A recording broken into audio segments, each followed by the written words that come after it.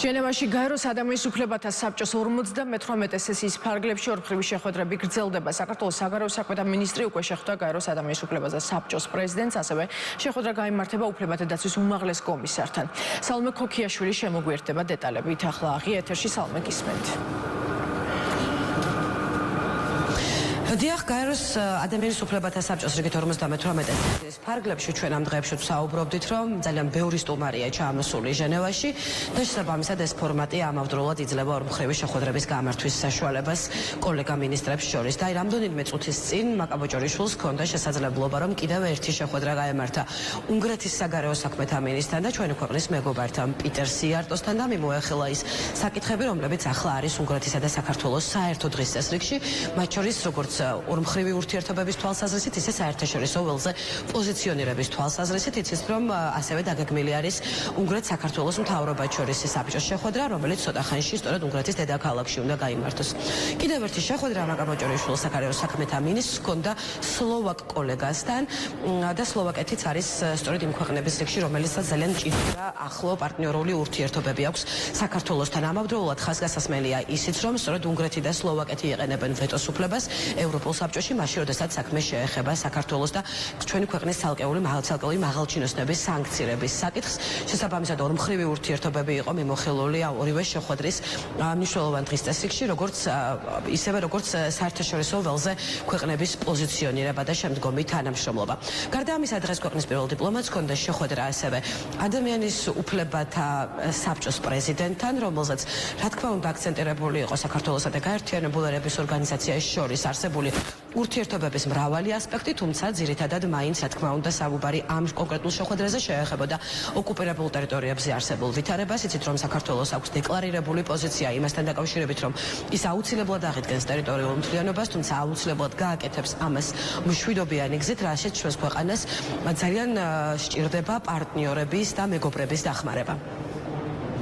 ყველა შეხვედრაზე, სადაც გვაქვს შესაძლებლობა საქართველოს მხარე, ქართული მხარე აყენებს სწორედ იმ საკითხებს, რაც უკავშირდება ოკუპაციას, ჩვენი რეგიონების და ადამიანის უფლებების დაცვის საკითხებს. რა თქმა უნდა, მნიშვნელოვანია, რომ საქართველოს გამოიყენოს ყველა საერთაშორისო ფორმატი იმისათვის, რომ ჩვენ შევძლოთ საქართველოსთვის მტკივნეულ საკითხებზე საუბარი და ძიება გადაწყვეტილებების, ძიება მშვიდობიანი გადაწყვეტილებების. რა თქმა უნდა, ამ შემთხვევაში ძალიან მნიშვნელოვანია საერთაშორისო ორგანიზაციების ჩართულობა, მათ შორის ჟენევის საერთაშორისო მოლაპარაკებების ფორმატში და ამ მიმართულებითაც ჩვენ გვაქვს აქტიური კომუნიკაცია ჩვენს პარტნიორებთან. საქართველოს აქვს რეზოლუცია ამ ფორმატში და მნიშვნელოვანია ასევე, რომ ამ რეზოლუციას ჰქონდეს სათანადო მხარდაჭერა წევრი სახელმწიფოების მხრიდან და ამ კონტექსტშიც მნიშვნელოვანია, რომ მას მხარი დაუჭირონ იმ თანამდებობის პირებმა, რომლებიც ჩართული იქნებიან ერთგვარად რეზოლუციაზე მუშაობის პროცესში. დღეს საქართველოს პირველი დიპლომატი ვიზიტის ფარგლებში ამავდროულად შეხვდება ადამიანის უფლებათა დაცვის უმაღლეს კომისარს. იცით რომ გუშინ ასევე შედგა შეხვედრა გაეროს გენერალურ მდივანთან ანტონიო გუტიერესთან. საგარეო საქმეთა მინისტრს ჰქონდა სიტყვით გამოსვლაც, რომელზეც ისაუბრა როგორც ოკუპაციაზე, გამოწვევაზე, ისე ძალიან მძიმე მდგომარეობაზე ადამიანის უფლებებისა ორსავე ოკუპირებულ ტერიტორიაზე და ასევე მიმდინარე მოვლენებზე, მათ შორის ჩვენს ქვეყანაში მიმდინარე მოვლენებზე. გუშინ მაგალითად სიტყვის გამოსვლისას მაკაბოჭორიშვილმა აღნიშნა პოსტსაარჩევნო ვითარებაც საქართველოში, თქვა რა, რომ მაგალითად ისმოდა გარკვეული შეკითხვები არჩევნებთან დაკავშირებით, უსაფუძვლო შეკითხვები, რომლის ძირითადი მიზანიც გასული თვეების განმავლობაში აი სპეკულაციები არჩევნებთან დაკავშირებით მისი თქმით ემსახურებოდა ერთ-ერთ მიზანს, რომ საქართველოში შექმნილიყო ერთგვარი ხელოვნური კრიზისი. დღეს ჩვენ ვკითხეთ საგარეო საქმეთა მინისტრს იყო თუ არა მაგალითად გაეროს მაღალჩინოსნებთან გამართულ შეხვედრებზე დასმული შეკითხვები საქართველოში ჩატარებულ არჩევნებთან დაკავშირებით. მაკაბოჭორიშვილმა გითხრა, რომ ფაქტობრივად ამ თემაზე შეკითხვები არ ყოფილა, ვინაიდან ეუთო ოდირის დასკვნა უკვე თქვა საბოლოო სიტყვა ამ თემაზე, თუმცა პირველი დიპლომატი ამბობს იმასაც, რომ მაგალითად იგივე ცალკეული ორგანიზაციების მხრიდან ეუთო ოდირის დასკვნის საწინააღმდეგოდ პოზიციონირება არ უწყობს ხელს ზოგადად პროცესის გაჯანსაღებას და ერთგვარად მიმართული დისკრედიტაციას უკეთებს თავად ეუთო ოდრის როგორც ინსტიტუციას.